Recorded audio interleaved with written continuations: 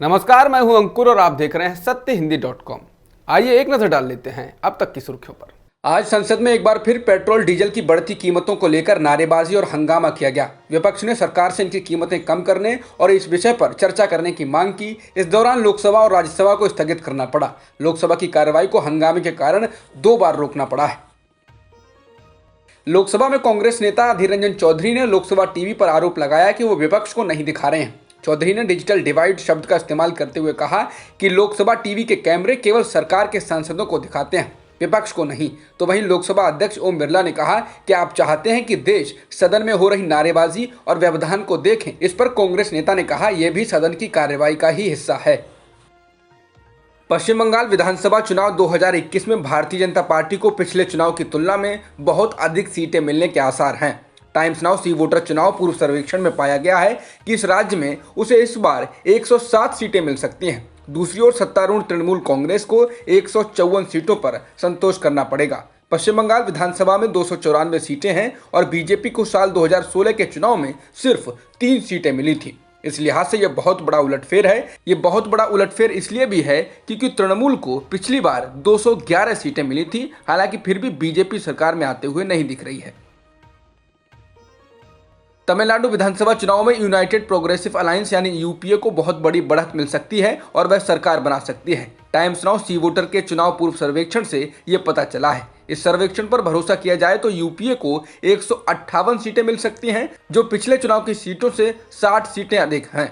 तो एनडीए सिर्फ 65 सीटों पर सिमट सकता है। उसे साल 2016 के विधानसभा चुनाव में 136 सीटें मिली थी।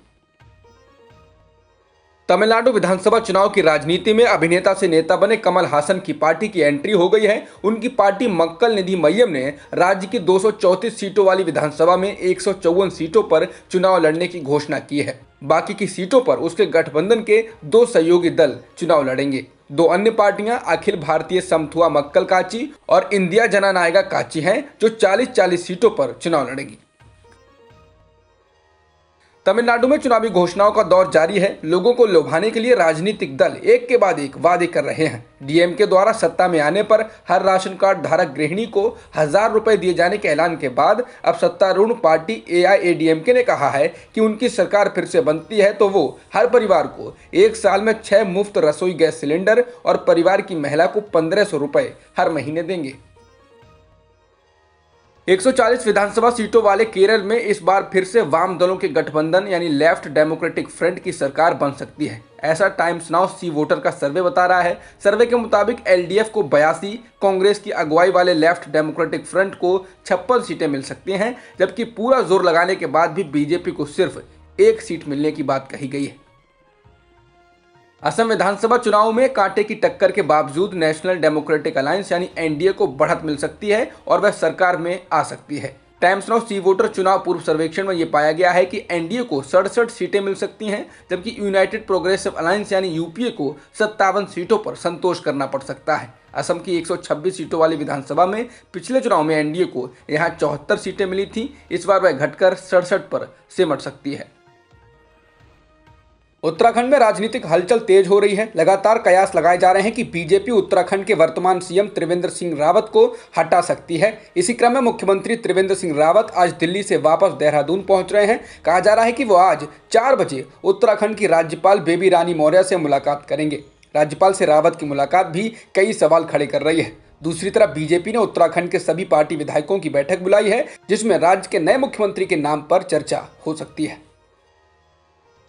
हरियाणा में किसान आंदोलन से बीजेपी जेजेपी विधायक दबाव में हैं। इस बीच जेजेपी विधायक देवेंद्र बबली ने विधानसभा में किसानों को लेकर सरकार के व्यवहार पर सवाल उठाए। उन्होंने कहा कि जहां से हम चुनकर आए हैं वो लोग ही आजकल हमारा सामाजिक बहिष्कार कर रहे हैं। वो हमें कॉल कर बोलते हैं कि गाँव में मत आना, ये समस्या है। उन्होंने कहा कि आज हरियाणा में बीजेपी जेजेपी के सहयोग से सरकार चला रही है और किसान बाहर हरियाणा की सड़कों पर बैठे हैं, ये बड़ी चिंता का विषय है। बबली ने कहा कि हमारे बड़े बेटियां भाई 100 दिन से बॉर्डर पर बैठे हैं, वो खुशी से नहीं बैठे हैं। उन्होंने कहा कि हम सरकार में हैं, लेकिन मैं ये कहते हुए नहीं झिझकूंगा कि जो वर्तमान में राज्य में घटनाक्रम हो रहा है वो राज्य के हित में नहीं है। उन्होंने कहा कि मैं भी किसान के घर में पैदा हुआ हूं और मुझे भी तकलीफ होती है। बता दें, किसान संगठनों ने जनता से अपील की है कि वो अपने क्षेत्र के विधायकों पर दबाव डालें कि वो 10 मार्च को अविश्वास प्रस्ताव का समर्थन करें जो कांग्रेस लेकर आ रही है। अगर वो ऐसा नहीं करते हैं तो जनता चुनाव में उनको सबक सिखाए।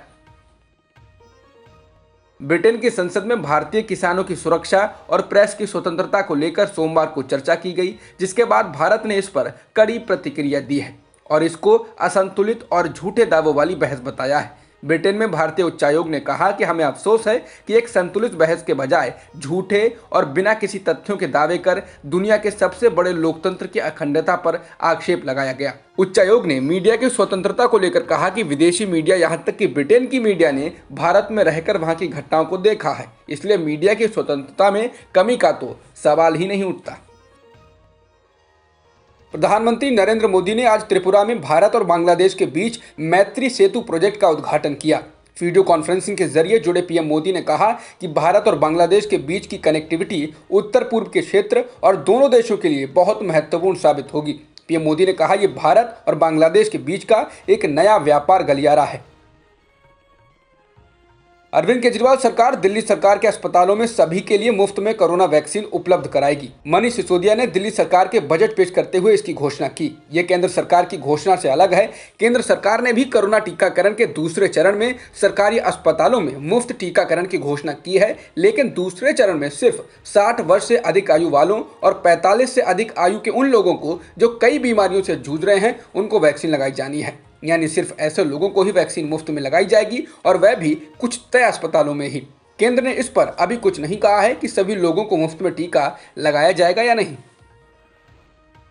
बिहार में जदयू विधायक गोपाल मंडल को जमीन विवाद में ग्रामीणों द्वारा कथित तौर पर बंधक बना लिया गया। ग्रामीणों का आरोप है कि 20 एकड़ जमीन पर वो कब्जा जमाने के लिए गए थे। हालांकि जदयू विधायक का कहना है कि वो जमीन उनकी है। बंधक बनाने को लेकर जब सवाल किया गया तो उन्होंने विवादित बयान दिया। विधायक गोपाल मंडल ने सेखी बघारते हुए कहा कि गोपाल मंडल अगर बंधक हुआ तो समझो मर गया। हमसे ज्यादा लाठीबाज गांव वाले नहीं थे, वो सब मेरे सामने टिकेगा क्या? एक बार हम लाठी पकड़ लेंगे तो कितने आदमी को झाड़ देंगे। लड़ाकू आदमी तो हम हैं ही, हमारे पास तो हमेशा रिवॉल्वर रहता है, जरूरत पड़ेगी तो ठोक देंगे। बॉलीवुड अभिनेता रणबीर कपूर कोरोना पॉजिटिव पाए गए हैं। उनकी मां नीतू कपूर ने सोशल मीडिया पोस्ट में इस बात की पुष्टि की है। उन्होंने लिखा है, आप सभी की फिक्र और दुआओं के लिए शुक्रिया। रणबीर कपूर कोविड-19 पॉजिटिव पाए गए हैं। वह दवाई ले रहे हैं और बेहतर होते जा रहे हैं। वह घर पर सेल्फ क्वारंटीन हैं और सभी तरह के प्रिकॉशंस फॉलो कर रहे हैं। केंद्रीय स्वास्थ्य मंत्री डॉक्टर हर्षवर्धन और दिल्ली के स्वास्थ्य मंत्री सत्येंद्र जैन के बयानों की इंडियन मेडिकल एसोसिएशन यानी IMA ने निंदा की है। इन दोनों नेताओं ने कहा था कि कोरोना अब लगभग खत्म होने को है और जल्द ही भारत में इसका नामो निशान मिट जाएगा। जिसके बाद IMA ने कहा है कि अगर वैज्ञानिक तर्क के आधार पर इस तरह का बयान अगर ICMR या फिर WHO की ओर से आता है तो बात समझने योग्य है, लेकिन राजनेता और मंत्री कोरोना पर ऐसी बात कैसे बोल सकते हैं। IMA ने कहा कि उनको ये देखकर दुख होता है कि राजनेता किस तरह से लापरवाह हैं, जो उनका विषय नहीं है वो उसमें भी गैर जिम्मेदाराना बयान देते हैं। अब तक की खबरों में इतना ही। बाकी खबरों के लिए बने रहिए सत्यहिंदी.com के साथ। सत्य हिंदी का ऐप डाउनलोड करें गूगल प्ले स्टोर पर।